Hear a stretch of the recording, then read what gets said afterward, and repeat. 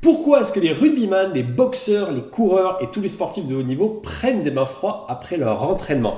Salut les givrés, c'est Valentin, je prends des bains froids depuis maintenant 2 ans et je partage toutes les découvertes que je fais sur cette chaîne. Et aujourd'hui, on va voir pourquoi est-ce que les sportifs prennent des bains froids, comment est-ce que les bains froids agissent sur la récupération et comment toi, tu pourrais utiliser les bains froids pour ta récupération.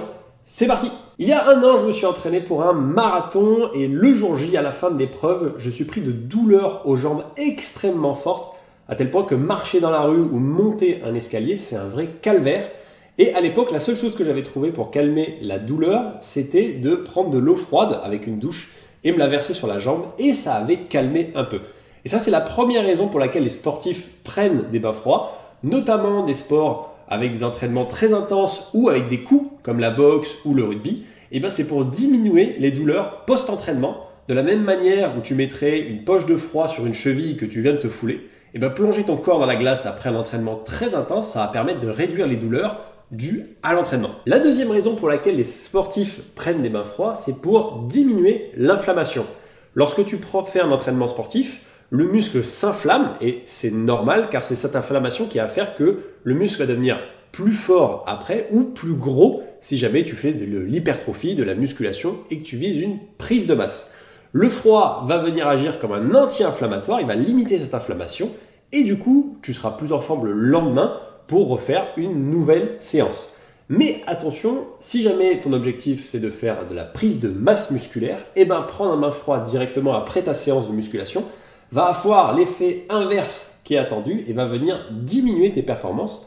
Donc si tu es dans ce cas-là précisément, je t'invite à prendre ton bain froid avant ta séance ou bien au minimum 4 heures après pour éviter de limiter tes performances. Enfin, la dernière raison pour laquelle les sportifs prennent des bains froids selon moi, souvent quand on fait des entraînements très intenses, ce qui lâche en premier, c'est pas le physique, mais c'est le mental. Et plonger dans un bain froid tous les matins est quelque chose de mentalement très difficile et c'est quelque chose qui va permettre d'entraîner le mental tout comme on entraîne un muscle. Alors concrètement, comment est-ce qu'on prend un bain froid pour améliorer sa récupération?